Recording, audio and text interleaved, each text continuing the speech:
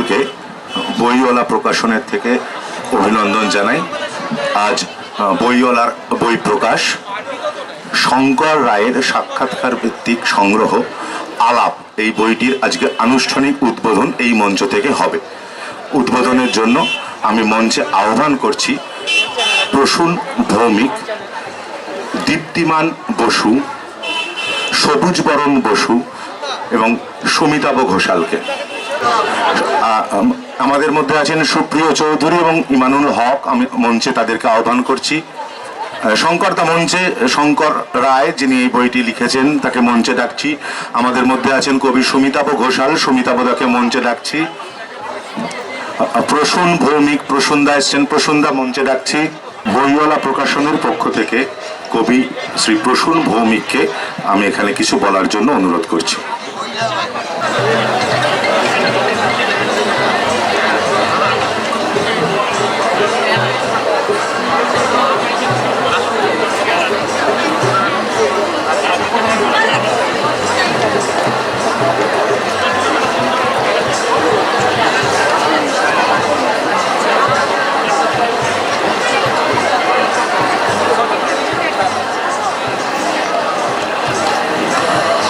বইওয়ালা প্রকাশনের প্রকাশক সৌম্য বন্দ্যোপাধ্যায়কে অসংখ্য ধন্যবাদ, সৌম্য মুখোপাধ্যায়কে অসংখ্য ধন্যবাদ যে এরকম একটি সংকলন যে আমরা দীর্ঘদিন ধরে অপেক্ষা করছিলাম, অত্যন্ত যত্নের সঙ্গে, অত্যন্ত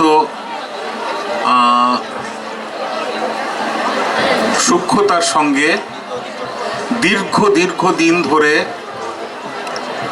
শঙ্কর রায়, যিনি সাহিত্যের অন্দরমহলে সন্তরণ করেছেন সারাটা জীবন, যিনি বিখ্যাত এবং অত্যন্ত প্রাণিধানযোগ্য মানুষদের, সাহিত্য জগতের মানুষদের, সাহিত্যের যারা সেবা করে গেছেন তাদের সঙ্গে আলাপচারিতার মধ্যে গেছেন, কথোপকথন করেছেন, সাক্ষাৎকার নিয়েছেন, অত্যন্ত গভীর সেই সমস্ত সাক্ষাৎকার নেওয়ার পাশাপাশি তিনি তার পরবর্তী প্রজন্মকে লালন করেছেন। বাংলা সাহিত্যের মধ্যে এরকম সাহিত্যিক খুব বিরল, যিনি তার নিজস্ব সাহিত্য জগতের নিজস্ব যে কাজ, লেখালেখি করার কাজ, সেটাকে তিনি মোটামুটি খানিকটা উপেক্ষা করেই সামগ্রিক সাহিত্য জগৎ নিয়ে তিনি কাজ করে চলেছেন। অথচ তার লেখা পড়লে বোঝা যাবে, তার দু কলম পড়লে বা দুছত্র পড়লেই বোঝা যাবে তার মধ্যে সাহিত্য গুণ কতখানি বর্তমান রয়েছে। আমরা শঙ্করদাকে বারবার করে বলি, শঙ্করদা অনেকটা জীবন পার হয়েছে, এবার নিজস্ব লেখালেখিতে এসো। তুমি আমাদের অনেকখানি দেখেছো, আমাদের লালন পালন করেছো, তোমাকে আমরা 90-এর লালন বলি। হয়তো একটা এই সৌম্য মুখোপাধ্যায়রা এরকম একটা সময় এই সংকলনটি করার মধ্যে দিয়ে শঙ্করদাকে হয়তো কিছুটা ফিরিয়ে দিতে পারলো। আমরা মঞ্চে থাকলাম, আমরা কিছুটা ফিরিয়ে দিতে পারলাম, কিন্তু আজকে আমাদের সমবেত আবেদন থাকবে এরপরে শঙ্করদার নিজস্ব লেখা, নিজস্ব কথা সাহিত্যের মধ্যে নিজস্ব উচ্চারণ, সেটা যেন আমরা এবার থেকে পাই। শঙ্করদা অনেক দিন আগেই রিটায়ার করেছেন, কিন্তু আপনারা যদি দেখেন সে অর্থে তার রিটায়ারমেন্ট হয়নি, উল্টে সারাদিন ধরেই তিনি পড়ে আছেন লেখালেখির এই সমস্ত সংকলন নিয়ে, তার পত্রিকা নিয়ে, এই সহস্রধারা পত্রিকা নিয়ে, তার নানান কবিদের কোথা থেকে নতুন কবি পাচ্ছেন, কোথা থেকে কোনো নতুন গল্পকার আসছেন, তাকে তিনি তুলে ধরছেন এই জায়গাটার মধ্যে। এবার শঙ্করদার নিজের জীবন, নিজের লেখা, তার মধ্যে ডুব দেওয়ার একটা জায়গা আমরা যেন পাই, সেই উপলক্ষে আজকে মঞ্চে উপস্থিত আছেন ইমানুল হক, সুমিতাভ ঘোষাল, কবি সবুজ বরণ বসু, শঙ্কর রায়, দীপ্তিমান বসু, বিশিষ্ট গদ্যকার সুপ্রিয় চৌধুরী, আশরাম সালিফ বাংলাদেশ থেকে এসেছেন, এদের সকলের উপস্থিতিতে আজকে আমরা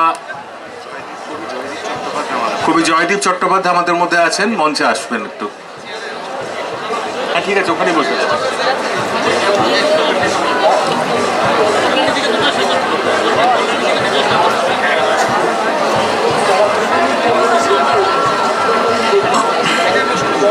হাতে বই দিয়ে দিন।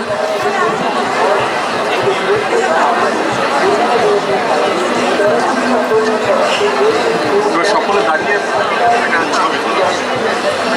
এবার একটু সকলে দাঁড়াবেন, দাঁড়িয়ে এই বইটি হাতে রাখবেন, হাতে রেখে আমরা একসঙ্গে সবাইকে দেখাবো, ওটাই ওইভাবেই বইটি উন্মোচিত হবে।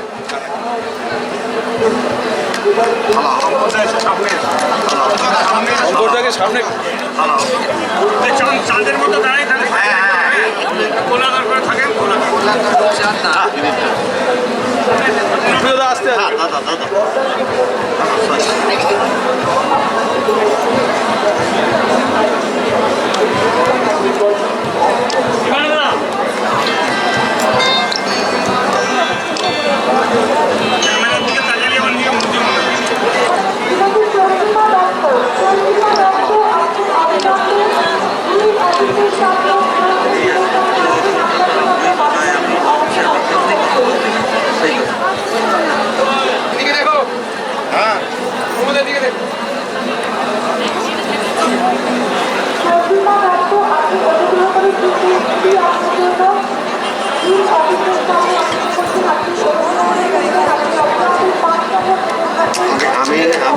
ধন্যবাদ সবাইকে।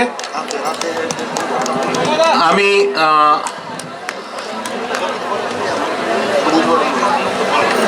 প্রথমে কবি সবুজ বরণ বসুকে অনুরোধ করব দু চারটি কথা বলার জন্য।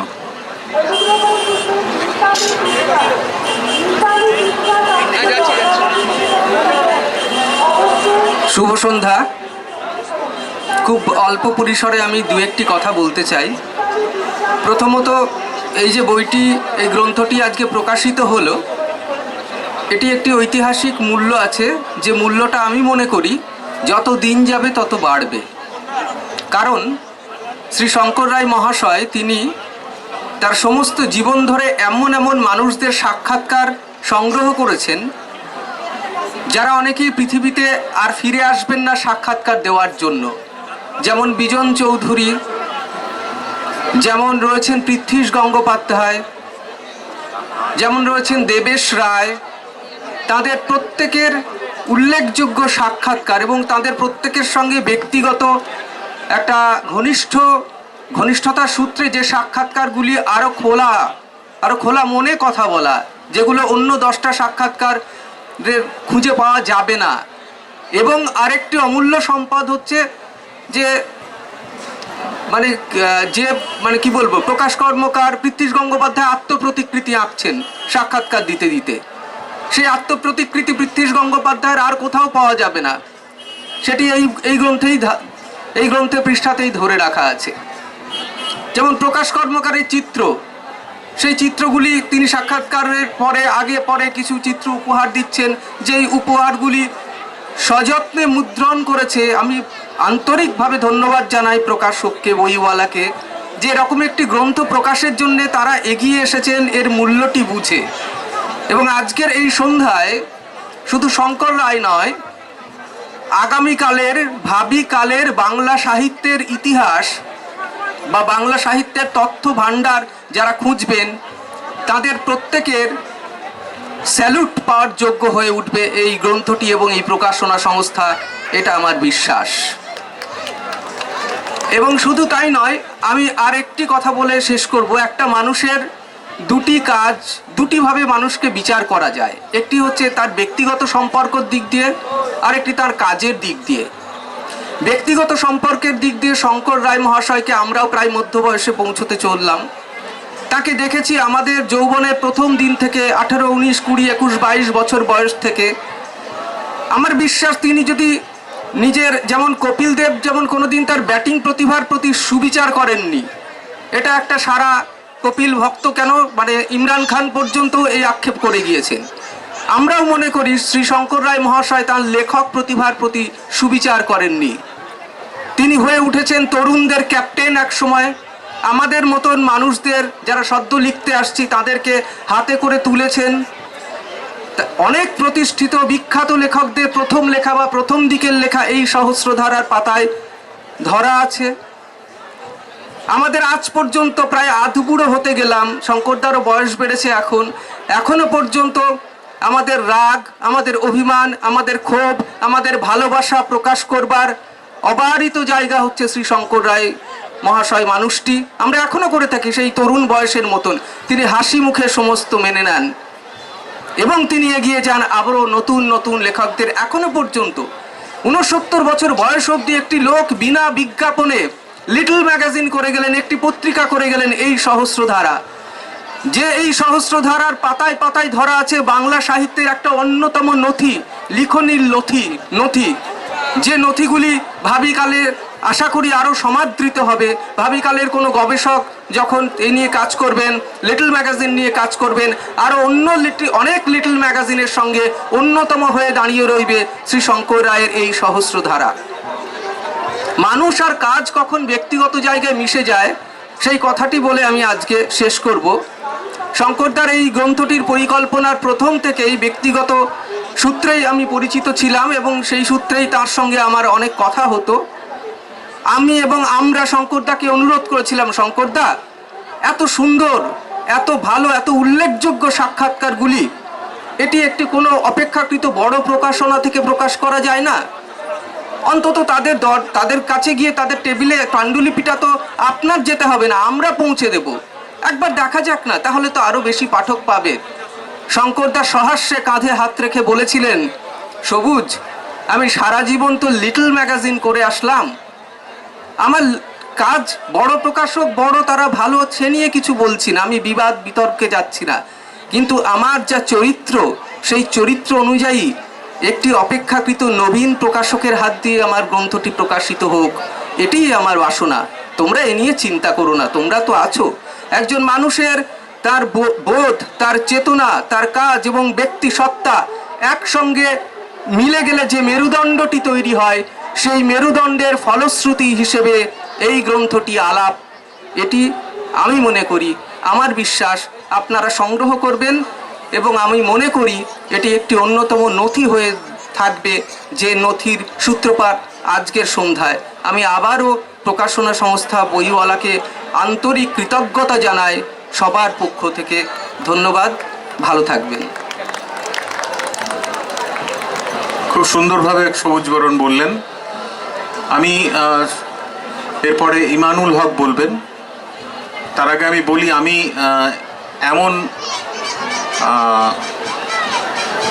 কাগজ পাগল বা কাগজ মাতাল বলতে পারি কি না, এমন নগর বাউল আমরা এরকম দেখিনি। সমস্ত পত্রিকাটি আমরা জোগাড় করি, এডিট করি, তারপরে কম্পোজিটরের হাতে দিই। এ লোকটি একাধারে লেখা জোগাড় করেন, নিজে হাতে কম্পিউটারে বাড়িতে কম্পোজ করেন, একটা হাত ভাঙা তাই দিয়েই করেন,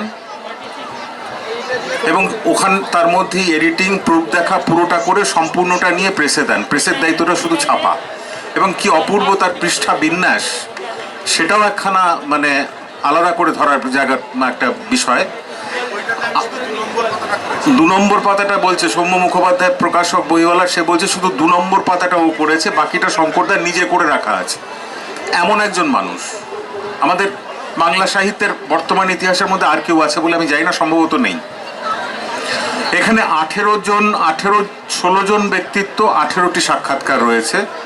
তাতে প্রবাদ প্রতিম মনোবিদ ডাক্তার ধীরেন্দ্রনাথ গঙ্গোপাধ্যায়ের সঙ্গে রয়েছে, সেটার স্মৃতি আমাদের রয়েছে। সেই বাবরি মসজিদ ভাঙার সময় তার সাক্ষাৎকার নেওয়া হয়েছিল। ধ্রুপদী নৃত্য প্রশিক্ষক, ভারতনাট্যম শিরোমণি গুরু থাঙ্কমণি কুট্টির সঙ্গে রয়েছে। বিজন চৌধুরীর সঙ্গে 2টি সাক্ষাৎকার রয়েছে। প্রকাশ কর্মকারের সাক্ষাৎকার রয়েছে। পৃথ্বীশ গঙ্গোপাধ্যায়ের সাক্ষাৎকার রয়েছে। বিশেষ বন্ধু শঙ্করদার অশোক ভৌমিক, যার প্রতি সংখ্যায় এই সহস্রধারার প্রতি সংখ্যায় তার প্রচ্ছদ যায়, এমনকি এই প্রচ্ছদটিও তাই। সেই অশোক ভৌমিকের, চিত্রশিল্পী অশোক ভৌমিকের রয়েছে। গণগায়ন প্রতুল মুখোপাধ্যায়ের সাক্ষাৎকার রয়েছে। এরকম দেবেশ রায়, বিনয় মজুমদার, উৎপল কুমার বসু, তুষার রায় প্রমুখ 16 জনের 18টি সাক্ষাৎকার নিয়ে এই গ্রন্থ। আরেকবার বইওয়ালাকে ধন্যবাদ জানাই এই গ্রন্থ সবার সামনে প্রকাশ করার জন্য। আমি এরপরে ইমানুল হক বলবেন।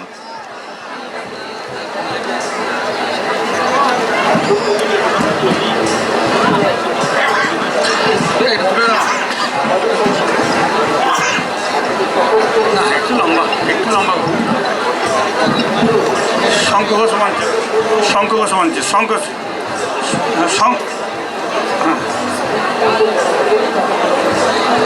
এদিকে ক্যামেরা আর ওদিকে সামনে দাঁড়ালে একজনকে আড়াল করে দাঁড়াতে হয়। এমনি আমাদের জীবনের অভ্যাস হচ্ছে অন্যকে আড়াল করে দেয়া। ওই বীরবলের গল্পটা আছে যে একটা রেখাকে বড় করতে হবে কি করে না মুছে। আমরা সাধারণত মুছতে চাই।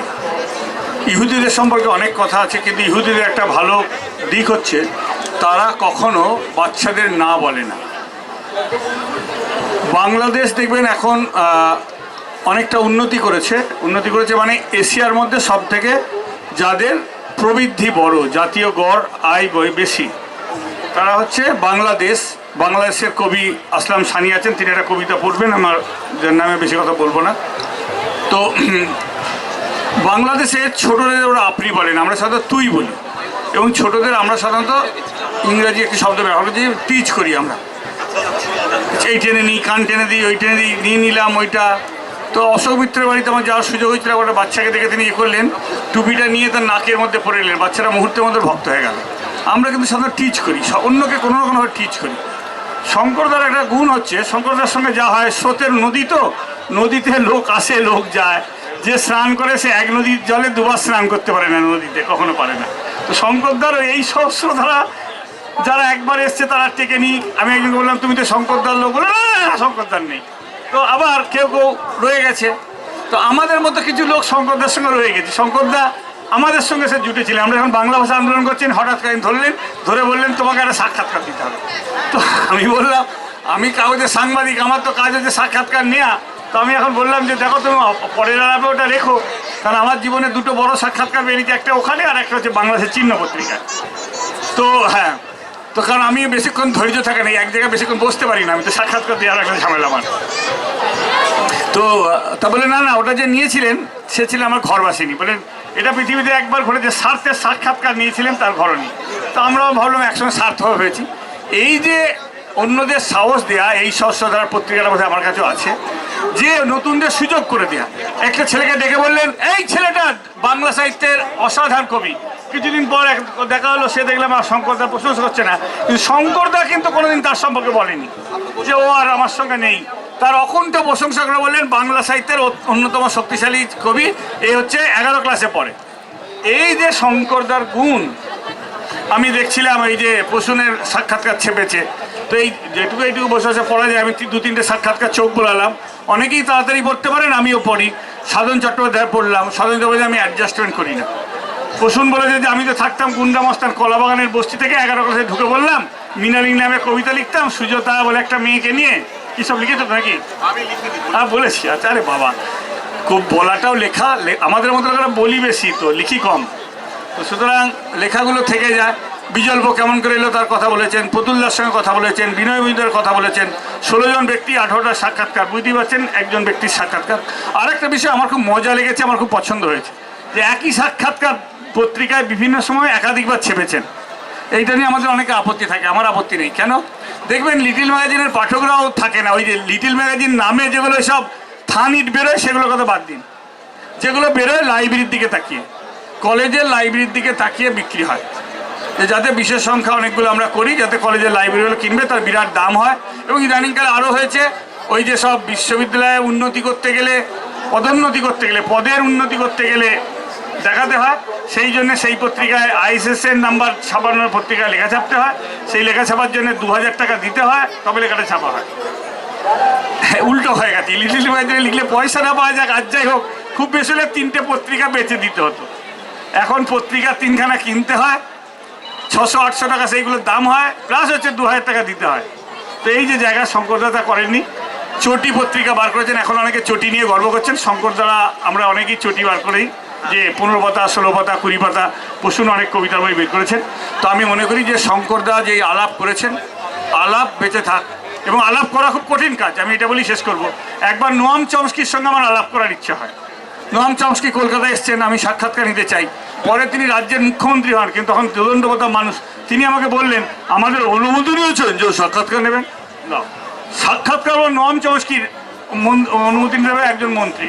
তো আমি সেই যা করে ওনার সাক্ষাৎকার নিয়েছিলাম বিমানবন্দরে বসে, কারণ আমি দেখলাম ওনার চোখের সামনে আমার সাক্ষাৎকার নেওয়া হবে না। আমার একটি লাইনই জিজ্ঞাসা ছিল যে পৃথিবীতে একটিমাত্র ভাষা হওয়া উচিত কিনা, আর একটিমাত্র অক্ষর লিপি হওয়া উচিত কিনা। কারণ আমারও তখন সুনীতি চ্যাটার্জি বলে মনে হয়েছিল যে একটিমাত্র লিপি বোধ হয় পৃথিবীর সমাধান, তাহলে সব কিছু বোঝা যাবে।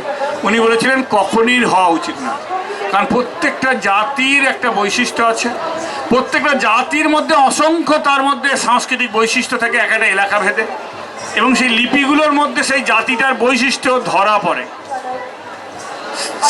সেই কারণে পৃথিবীতে এক ভাষা হওয়া উচিত না, এক লিপি হওয়া উচিত না। শঙ্করদার মতো থাকা উচিত, একাধিক শঙ্করও হওয়া উচিত না।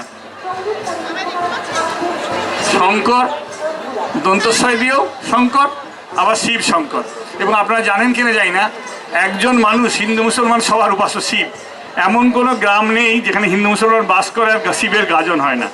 দুর্গাকে তো আমরা রানী ভিক্টোরিয়ার প্রতিরূপ করে সেদিন এনেছি, কারণ আমাদের ওই ইংরেজি হ্যাংলামাটার সঙ্গে খুব ভালো যায় বলে, আমাদের মোচ্ছবের সঙ্গে যায় বলে। কিন্তু শিব হচ্ছে সবার দেবতা, যার নেই। তো সেই শঙ্কর নীলকণ্ঠ হয়ে বেঁচে থাকুন, আরও আলাপ ছাপুন, আলাপ 2-3 অর্বাচীনরাও আসুক।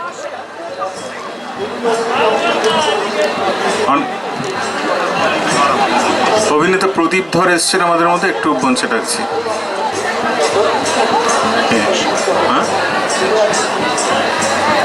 আর মঞ্চে ইতিমধ্যে এসছেন পৃথ্বীরাজ সেন।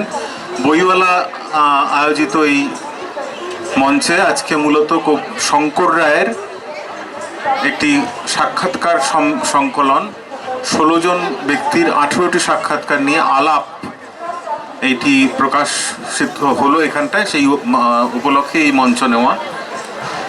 ধন্যবাদ তাদেরকে যে আমাকে তারা সঞ্চালনার কাজের জন্য অনুরোধ করেছিলেন। আমি এবারে ডাকছি সুপ্রিয় চৌধুরী। সুপ্রিয়দা আমাদের দীর্ঘদিনের সাথী। আমরা যখন রাস্তায় সিঙ্গুর, নন্দীগ্রাম, লালগড় ইত্যাদি মুভমেন্টের মধ্যে আছি, তখন শঙ্করদা আমাদের পথের সাথী। শঙ্করদার তখন ছিলেন না, তখন সুপ্রিয়দা আমাদের পথের সাথী।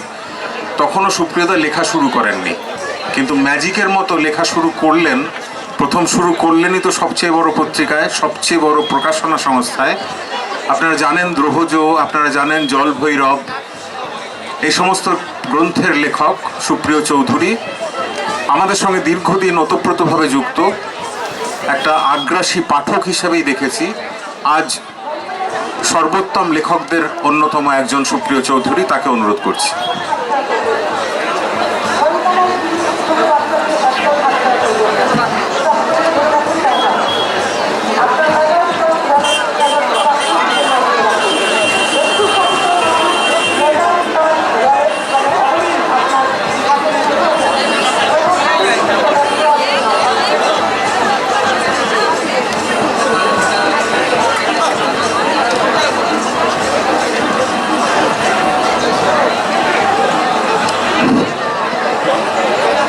শঙ্করদাকে নিয়ে আমার কিছু বলার নেই। মানে অনেকে গুছিয়ে বলতে পারেন, আমি পারি না, একদম পারি না। হয়তো খানিকটা লিখতে পারি, গুছিয়ে বলতে পারি না। শঙ্করদা আমার কাছে অনেকটা খণ্ডিত, মানে খণ্ড খণ্ড কোলাজের মতো। মানে শঙ্করদা বইমেলা দেখা হলো, শঙ্করদা চায় 2টো বই দিয়ে দিলেন, পয়সা নেবেন না, কোনো দিনই নেবেন না। কি করে দিচ্ছেন, কি করে, মানে কি করে এগুলো সম্ভব হচ্ছে আমি জানি না। এবং শঙ্করদা সেই সব অসামান্য বই, আজকে অবধি আমি জানতাম না যে শঙ্করদা সাক্ষাৎকারের ওপরে বইটা, মানে সাক্ষাৎকার ভিত্তিক এই বইটা, বিভিন্ন মানুষের গুণীজনের সাক্ষাৎকার। এক অদ্ভুত ব্যাপার, কোইন্সিডেন্স যে আমি এটা নিয়েই বলতে চাইছিলাম। আমি জীবনে ইউটিউব ঘেঁটে বা এরকম বই পড়ে বহু মূল্যবান মানে সাক্ষাৎকার পড়ার আমার হয়েছে, যেমন জাঁ পল সাঁতরে, আর্নেস্তো চে গেভারা সাক্ষাৎকার পড়েছি। কিন্তু বাংলা ইতিহাস, বাংলায় সাক্ষাৎকার, বাংলা সাহিত্যের ইতিহাসে সাক্ষাৎকার আমি সেরা সাক্ষাৎকার আজ অবধি এখানে দাঁড়িয়ে বলে যাচ্ছি, আমি এরকম সচ্ছল সাবলীল একটা থ্রিলারের মতো সাক্ষাৎকার আমি এর আগে কখনো পড়িনি। বিনয় মজুমদারের একটি সাক্ষাৎকার, সম্ভবত এই বইটিতেও সেটা আছে। তা শঙ্করদা নিচ্ছেন, চা খাচ্ছেন, হাসছেন, বলছেন এবার কথা বন্ধ, একটু চা, ব্র্যাকেটে আবার সাক্ষাৎকার শুরু হচ্ছে। আমি তো মানে কি বলবো, একটা চিত্রনাট্য পড়ছি বলে মনে হচ্ছিল, খুব থ্রিলিং একটা চিত্রনাট্য। আপনারা বিশ্বাস করবেন কিনা জানি না, একটা সাক্ষাৎকার আমি অন্তত 10 থেকে 12 বার পড়েছিলাম বিনয় মজুমদারের সাক্ষাৎকার ঘুরে ফিরে। বইটার নাম, যদি সম্ভবত আমার স্মৃতি মানে বিশ্বাসঘাতকতা না করে থাকে, বইটির নাম ছিল তরুণের সাহিত্য জিজ্ঞাসা। ঠিক বললাম কি শঙ্করদা? না হ্যাঁ, তো শঙ্করদা, আর শঙ্করদার কাছে কি বলতো কবিতার এনসাইক্লোপিডিয়া, মানে কখন কি। আচ্ছা শঙ্করদা মণিভূষণ ভট্টাচার্য ফুটেছিল সূর্যমুখী কবে, কোথায়, কোন পত্রিকায় লিখেছিলেন? শঙ্করদা কোথায় পাওয়া যাবে দীপক মজুমদারের বেদানার কুকুর? বলে দেবে। দাহপত্র একটু খোঁজ করো তো সুপ্রিয়, সন্দীপ দত্তর লাইব্রেরিতে যাওয়ার আগে একটু খোঁজ করো দাহপত্রে পাও কিনা। বেদানার কুকুর পাওয়া যায় না, দীপক মজুমদারের সেই অলৌকিক সাহিত্য কীর্তি পাওয়া যায় না, কিন্তু শঙ্করদা জানে বোধহয় কোথাও পাওয়া যায়। অনেকটা সেই আজুরিদের সোনার মতন, রেড ইন্ডিয়ান্স গোল্ড যেখানে তারা রেখে দিত আজুরিরা, সে আজুরিদের সোনার মতো শঙ্করদার ভাণ্ডারে রয়েছে, অ্যাপাসেদের মতন। শঙ্করদা সেই বুনো ঘোড়ার শহর অ্যাপাসেদের মতন, যার হেসাব ধ্বনি থেকে হাজার হাজার ইনফরমেশন বেরিয়ে আসে। শঙ্করদা আমার ওইভাবে গুছিয়ে বলতে পারি না, তুমি ডাকলে আমি এলাম, অনেক ধন্যবাদ, তুমি আমায় বলার সুযোগ দিয়েছো। আর বেশি বলতে চাই না, পরবর্তী বলার জন্য আমার শুভেচ্ছা রইল, চাচ্ছি। শঙ্করদা গেলাম। যেও না বসো, ঠিক আছে। আমি একটু সুতপাদিকে ডাকবো। সুতপাদি দাঁড়িয়ে আছে দূরে। সুতপা সেনগুপ্ত আমাদের সময়কার কবি, প্রিয় কবি। মাসুদ শাওনের একটি বই পুস্তিকা বেরোবে, সেটা সুতপাদি করবে। তার আগে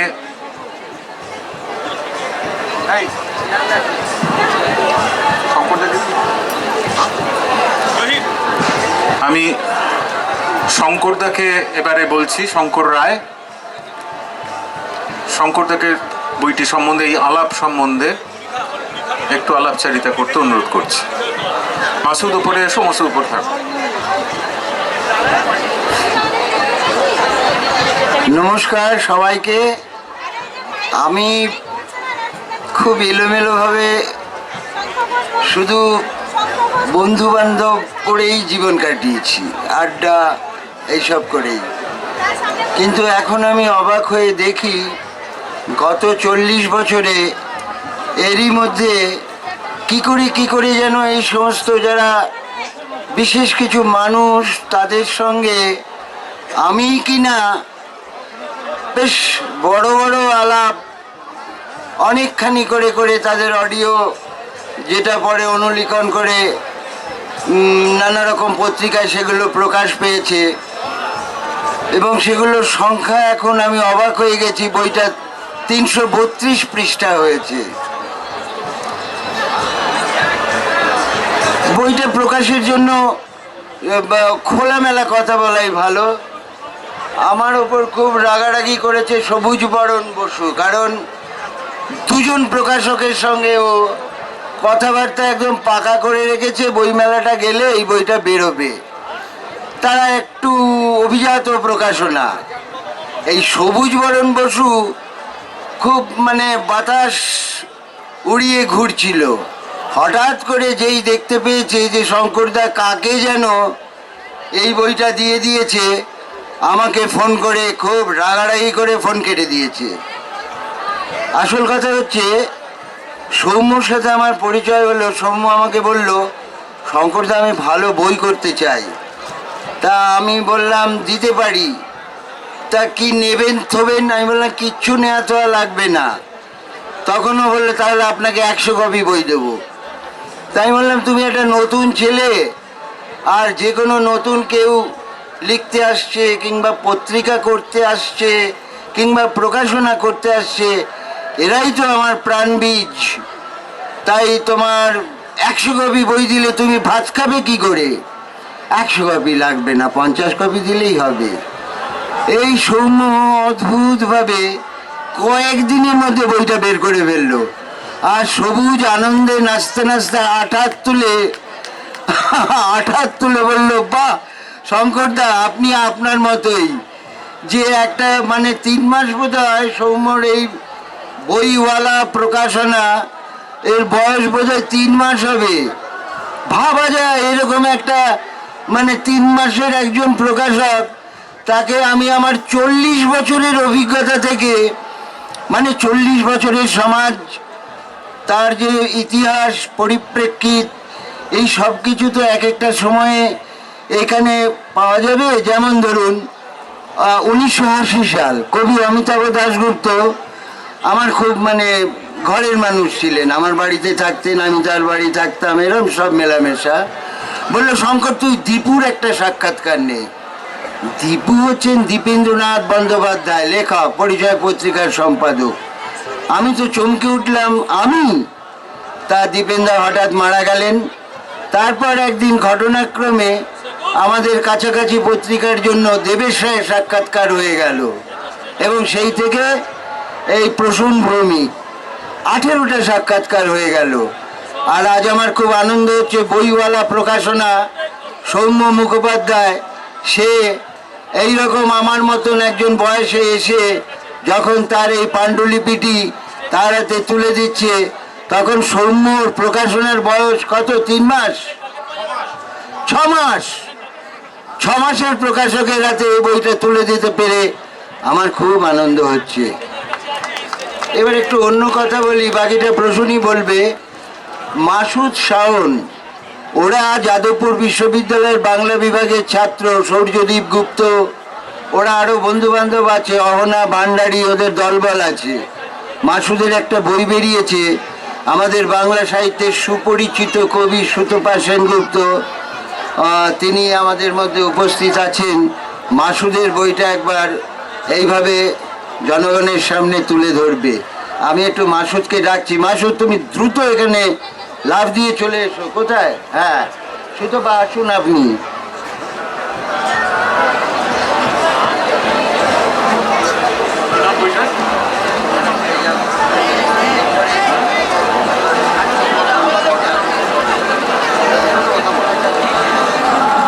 মাসুদ শাওনের প্রথম কাব্যগ্রন্থ, তাই তো? প্রথম না দ্বিতীয়? দ্বিতীয় কাব্য, এটাকে পুস্তিকা বলি আমরা। অতল পড়শি আলো, চটি বই আমাদের ভাষায়, সুতপা সেনগুপ্ত, কবি সুতপা সেনগুপ্ত উন্মোচন করছেন, প্রকাশ করছেন।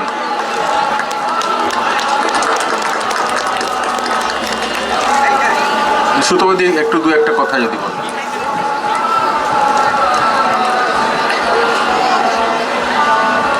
শুভ সন্ধ্যা।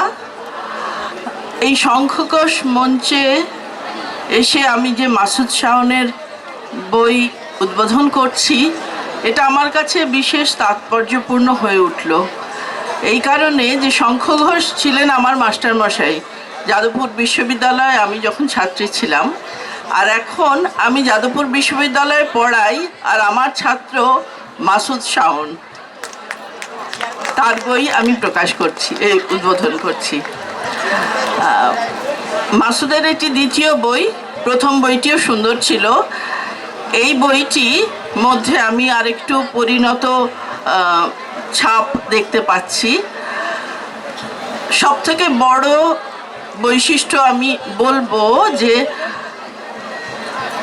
এই সময়ের যে উচ্চারণ সেটা মাসুদের কবিতায় যেমন আছে, তার পাশাপাশি রুমির বিরহকেও সে ভুলে যায়নি।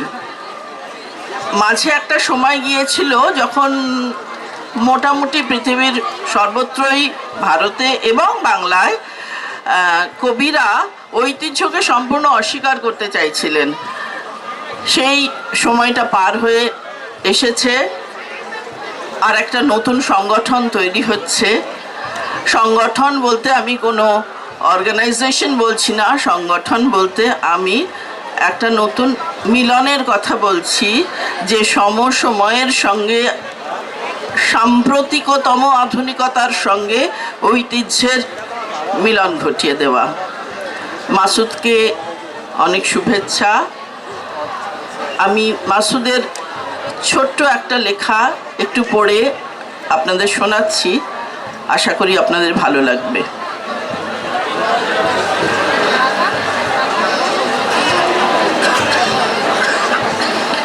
বলনে সহজ নই, নিয়মিত রোজা করি, কবিতা থিতিয়ে পড়ে শব্দ সফরে হরি, পার না সাঁতার দাও, দিনমান গেল গেল, আমার পারানি করো অতল পড়শি আলো। নমস্কার।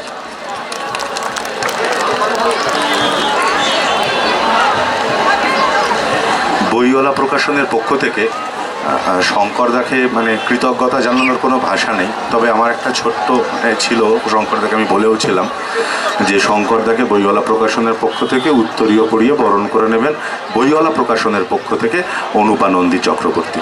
আমি অনুপাকে বলবো মঞ্চে আসার জন্য শঙ্করদাকে উত্তরীয় পড়িয়ে একটু বরণ করে নেওয়ার জন্য।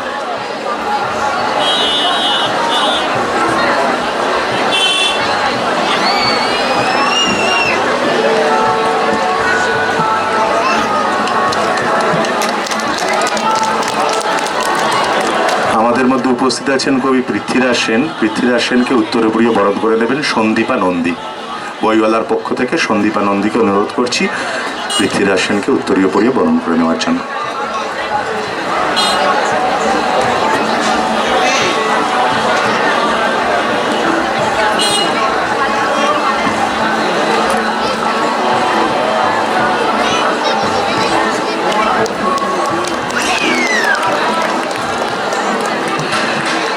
সন্দীপা একটু থেকে যাও।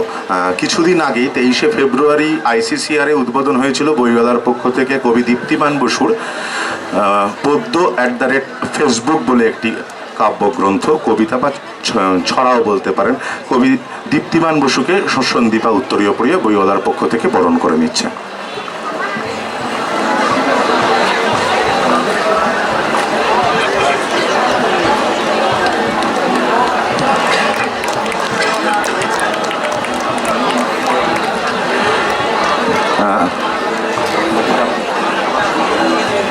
এবার দীপ্তিমানদাকে বলবো কিছু বলার জন্য।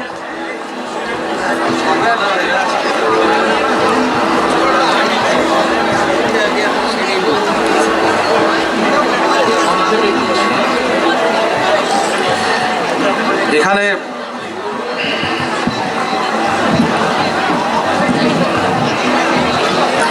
মঞ্চে বহু বিশিষ্ট মানুষ আছেন। বরেণ্য সাহিত্যিক পৃথ্বীরাজ সেন আছেন, শঙ্করদা তো আছেনই, সুতপাদি আছেন, আমার বহুদিনের সাথী, একসঙ্গে আমাকে উৎসাহ দিয়েছেন একসময় প্রসূনদা আছেন, আমার খুব কাছের মানুষ, সুপ্রিয়দা আছেন। সুপ্রিয়দা অত্যন্ত ভালো গদ্য লেখেন। সুপ্রিয়দা দীর্ঘদিন আমাদের সঙ্গে একসঙ্গে আমরা যখন আন্দোলনের ময়দানে ছিলাম তখন আমাদেরকে উৎসাহ প্রদান করতেন। ভাই প্রদীপ আছে, অভিনেতা বিশিষ্ট।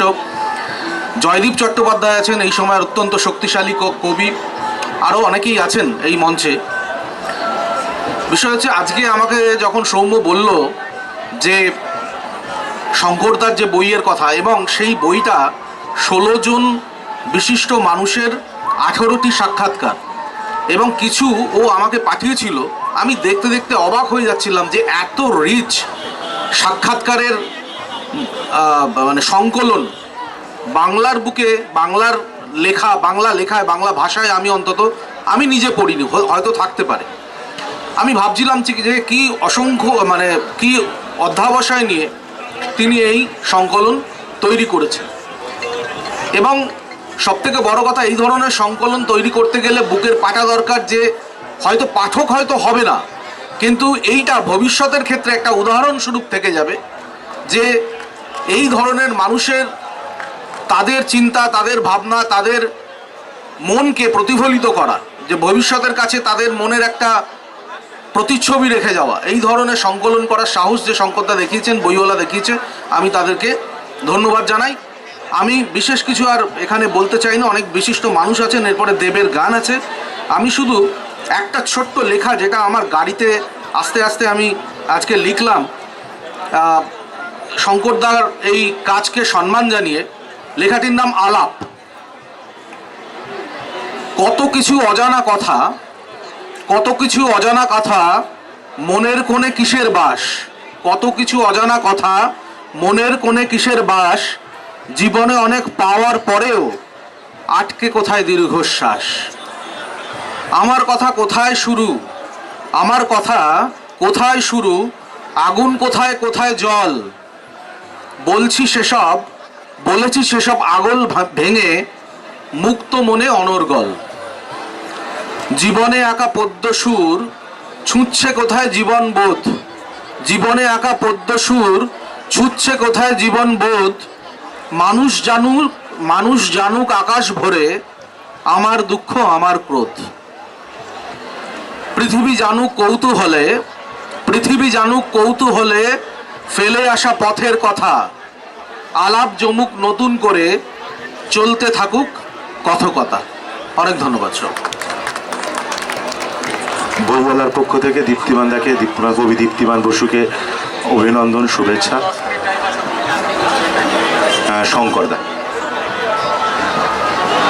আমি সত্যি ভাবতেই পারিনি দীপ্তিমানের এই কবিতাটা আমার খুব ভালো লেগেছে। কবিতাটা কোথায় আগুন কোথায় জল কোথায় আটকে দীর্ঘশ্বাস, খুব ভালো লেগেছে। দীপ্তিমান যদি এই কবিতাটা আমাকে দেয়, কোনো না কোনোভাবে আমি এই কবিতাটা নিজেরই স্বার্থে বেশ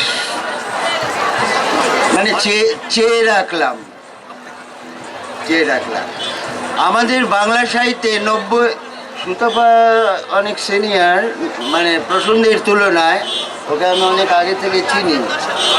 আমি চিনি, ভালোভাবে চিনি। রেবতী আপনার খুব বন্ধু ছিল পুরোনো দিনে। রেবতী আর্টিস্ট,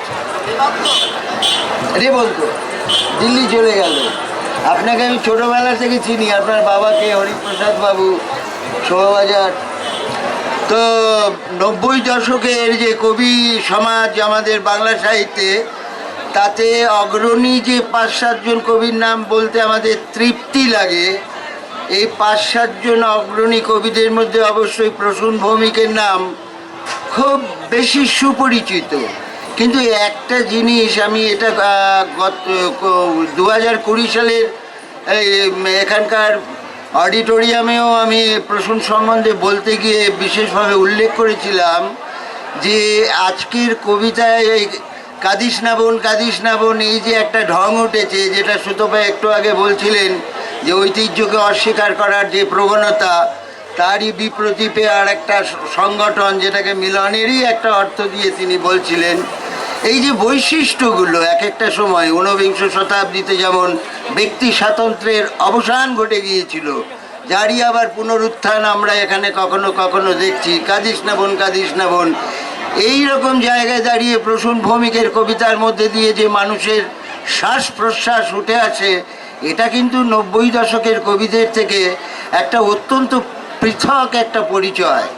এবং 11টা বই বোধহয় ওর বেরিয়েছে, আমি প্রকাশ করেছি এই বইমেলাতে। লেখারা প্রতিবাদ, এই বইটা আমি এই বইমেলাতে ওর প্রকাশ করেছি। এইটা জানাতে ইচ্ছে করলো। আসলে এটা খুব ছোট করে বলার কথা নয়, এটা আমাদের একটা আলাদা অনুষ্ঠান ছিল, সম্পূর্ণ অনুষ্ঠান। কিন্তু আমি ওই সৌম্যর অনুষ্ঠানের মধ্যে এই অল্প করে এই কথাটাকে একটু গুঁজে রাখলাম।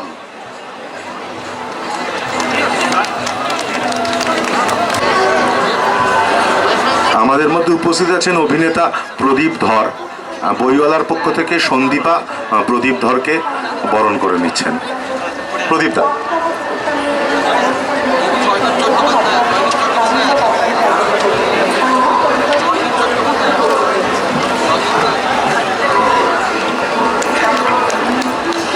কবি জয়দীপ দা আমাদের মধ্যে উপস্থিত আছেন। আমি অনুপাকে অনুরোধ করব জয়দীপ দাকে বরণ করে নেওয়ার জন্য বইওয়ালার পক্ষ থেকে। কবি জয়দীপ দাকে অনুপা বইওয়ালার পক্ষ থেকে বরণ করে নিচ্ছে।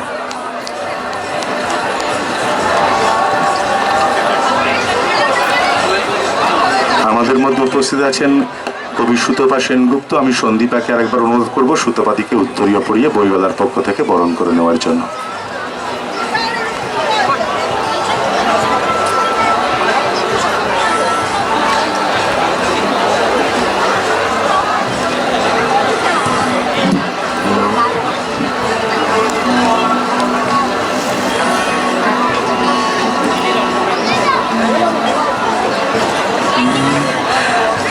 গান গাইবে, তার আগে আমি অনুপাকে অনুরোধ করছি একবার বইওয়ালার পক্ষ থেকে এসে আমার যিনি আর কি অনুষ্ঠানটা প্রথম থেকে সঞ্চালনার দায়িত্বে প্রসূন ভৌমিককে বরণ করে নেওয়ার জন্য বইওয়ালার পক্ষ থেকে।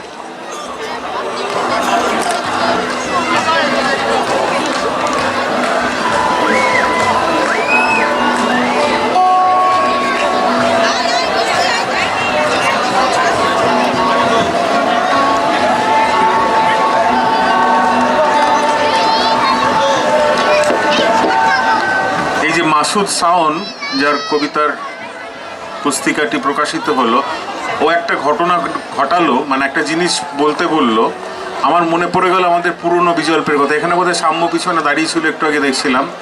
আমাদের 25 বছর আগে আমাদের একটা বই বেরিয়েছিল, আবার নতুন করে সাম্য সুদীপ প্রশ্ন আমরা বার করেছি, সেটা অন্য কথা। কিন্তু আমরা সবসময় আমাদের বইয়ের পাশাপাশি আমাদের বন্ধুরা কারা লিখছে তাদেরকে তুলে ধরতাম। তা ও আমাকে বললে এই বইটা একটু দেখিয়ে দেবেন, দ্রোহের পালকে গান, সূর্যদীপ গুপ্ত। কবি নেই এখানে, কিন্তু মাসুদের বন্ধু। এটা হচ্ছে একসঙ্গে বেঁচে থাকা, কবিদের হাত ধরাধরি করে বেঁচে থাকার একটা জায়গা। আমাকে মনে করিয়ে দিল। ধন্যবাদ শাওন, এবং ধন্যবাদ সূর্যদীপ গুপ্ত যে এই বইটি তার প্রকাশ হল।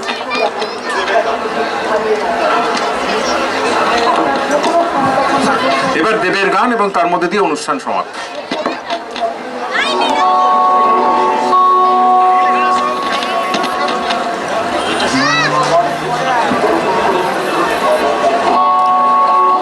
অনুপা সন্দীপা মঞ্চে চলে এসো।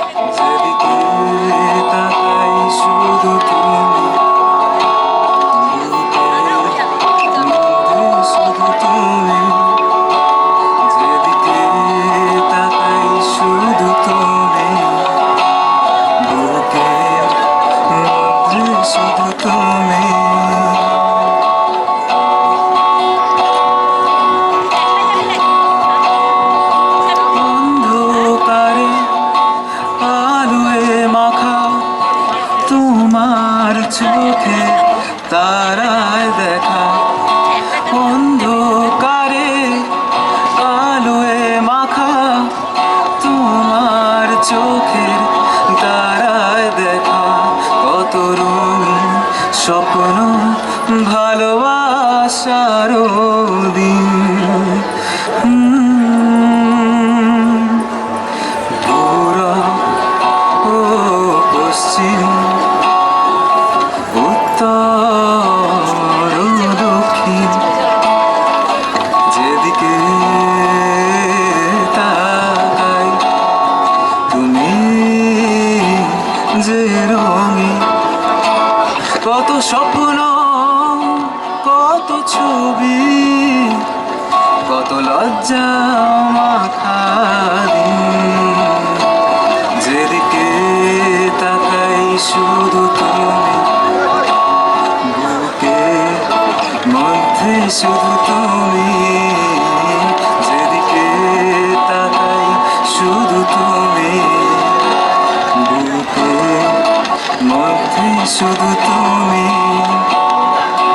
তোমার চোখে স্বপ্ন দেখা, বুকের মধ্যে আজও একা, তোমার চোখে স্বপ্ন দেখা, বুকের মধ্যে আজও একা, আমি যে তোমার অনেক দূরে, মন হারানো সেই বাঁশির সুরে, খুঁজে নি শুধু স্মৃতি মাখা সুদিন, যেদিকে তাকাই শুধু তুমি, বুকের শুধু তুমি, যেদিকে তাকাই শুধু তুমি, বুকের মধ্যে শুধু তুমি। ও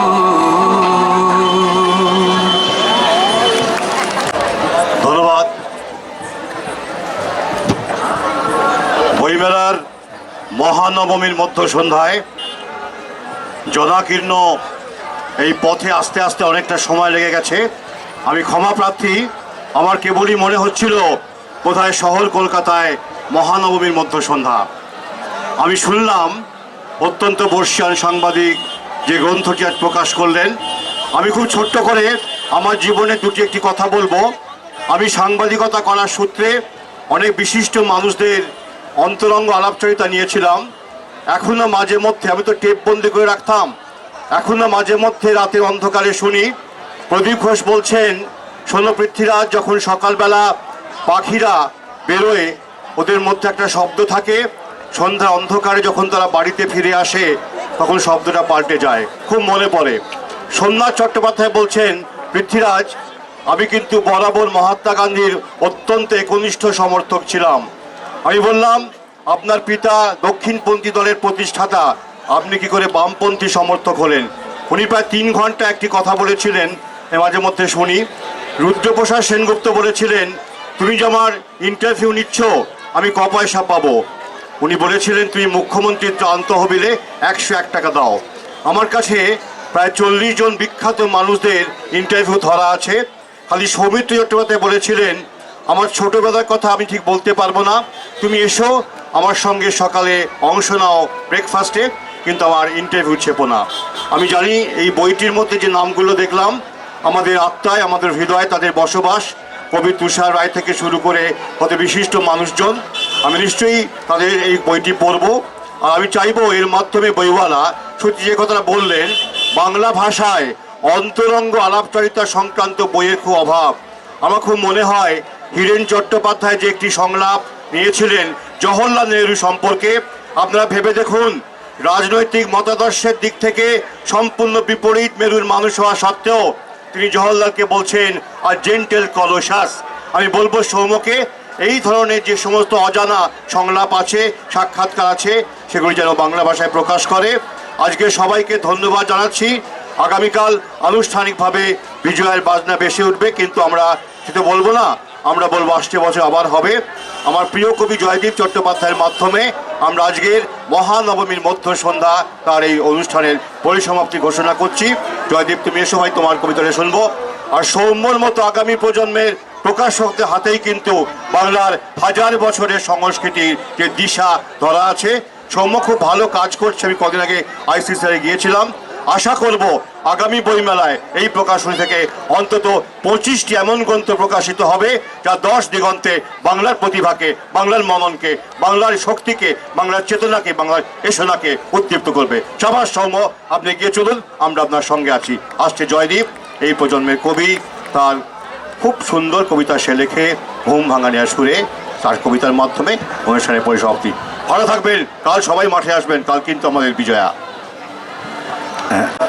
কবিতা পাঠের মধ্য দিয়ে আমাদের অনুষ্ঠানটা শেষ করব। তার আগে একটি ছোট্ট বইওয়ালার থেকে, সে কবি সবুজ বরণ বসু আমাদের মধ্যে উপস্থিত ছিলেন, কিন্তু যখন তাকে আমরা বরণ করবো বলে ভাবলাম তখন তিনি ছবি তুলতে চলে গেছিলেন। উনি এসছেন, আমি সন্দীপাকে অনুরোধ করব কবি সবুজ বরণ বসুকে বইওয়ালার পক্ষ থেকে বরণ করে নেওয়ার জন্য।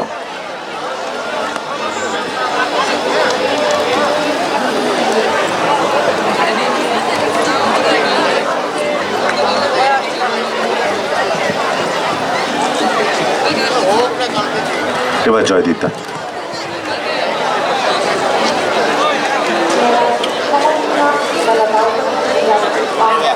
আগামীকাল সকালে আমাকে যেতে হচ্ছে বেথুয়া ডহরি, তাই এবছরের মতো বইমেলায় আজকেই আমার অন্তিম আশা। তো এটা ভেবেও খারাপ লাগছে, এই কদিন যে উষ্ণ আতিথেয়তা পেয়েছি, এটা অবশ্যই আমাদের আবার 1 বছরের এগিয়ে চলার প্রেরণা। আজকে মঞ্চে উপবিষ্ট বিশ্ববন্দিত সাহিত্য ব্যক্তিত্ব পৃথ্বীরাজ সেন, বিশিষ্ট কবি দীপ্তিমান বসু এবং আমাদের প্রিয় শঙ্করদা, যার 18টি সাক্ষাৎকার সমৃদ্ধ একটি গ্রন্থের আজকে শুভ সূচনা হলো আপনাদের উজ্জ্বল উপস্থিতিতে। আপনাদের সকলকে আমার হার্দিক শুভেচ্ছা এবং অভিনন্দন জানাই। আমি ছোট্ট ছোট্ট দুটি কবিতা নিবেদন করব।